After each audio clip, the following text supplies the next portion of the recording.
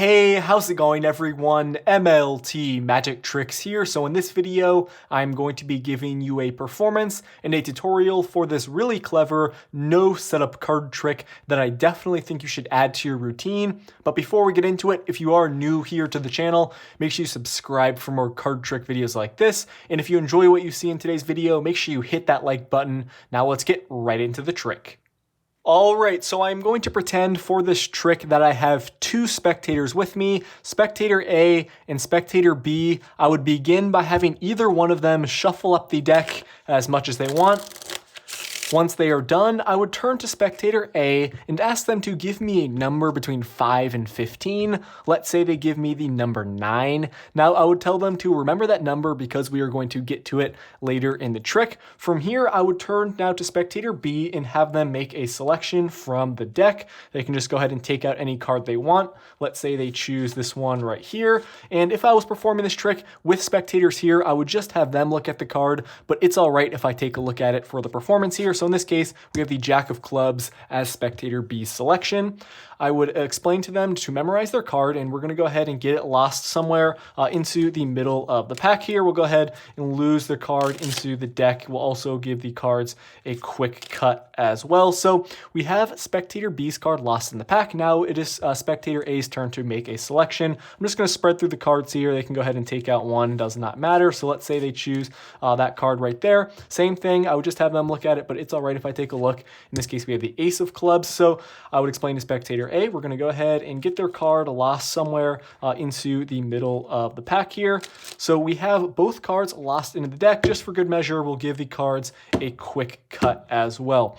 So from here, I would turn to Spectator A and have them keep an eye out for their card as I deal cards face up from the top of the deck. I would just instruct them to call stop wherever they see their selection. So I'm going to be dealing cards face up from the deck here, and Spectator A would be looking out for that Ace of Clubs, the card that they just chose.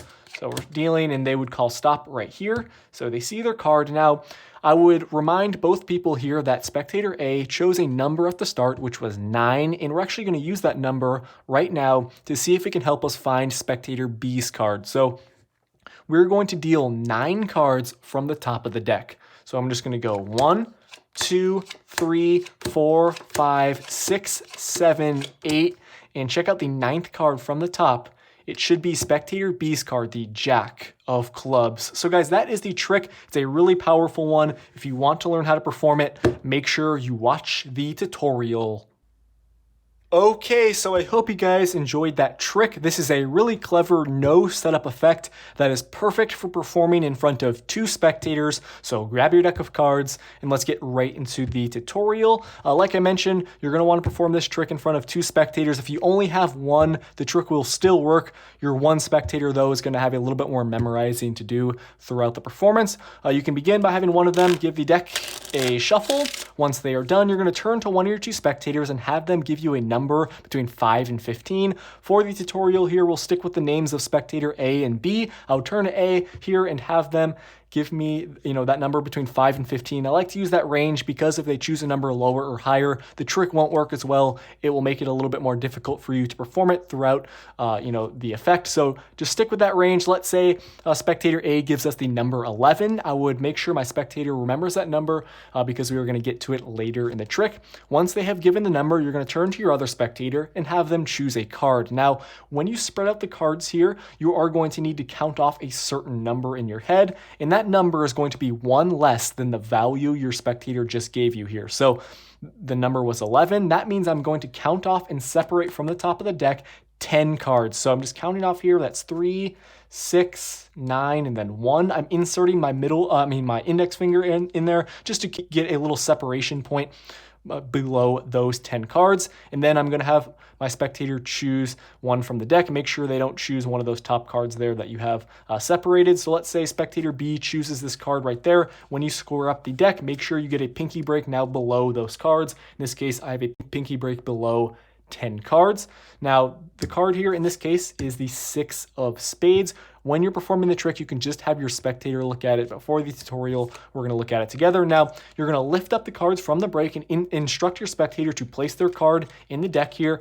When you're performing this trick, you're going to have them place it face down, but for the tutorial, so you guys can see what's going on in the deck, we will keep it face up. You're going to place the cards directly on top. Now you're going to give the deck a swing cut. You're going to want to cut around 1/4 of the deck into your other hand. It does not have to be perfect. You can just estimate it, so that's a good amount of cards right there.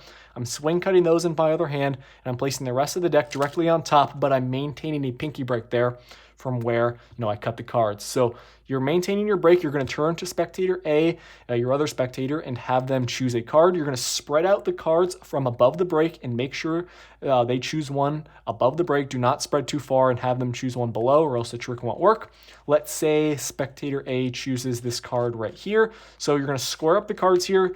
You have maintained your break in the deck. You're maintaining your pinky break right there. That's really important. You can see I still got it there. And now your spectator is just going to memorize the card, but for the tutorial, we'll look at it together. In this case, we got the Jack of Clubs. So you're going to tell spectator A that you're going to get their card last in the deck. You're just picking up all the cards from the break there and telling them to place their card face down in the deck. But once again, we'll turn the card face up so you guys can see what's going on here. Then you're going to place all of the cards directly on top. You are not maintaining the pinky break or anything at this point. So you guys can see here, we have the cards face up in the deck, the Jack of Clubs and the Six of Spades, and the amount of cards that's in between these two is 10 cards. That is the amount of cards that you counted off earlier in the trick. So, or whatever number, that you counted off there. So from here, once again, you're keeping the deck square. I just wanted to show you guys what's going on there. You're going to cut another quarter of the deck and complete the cut. So you can just place the cards face down, make sure your spectator sees. You don't have a break or anything.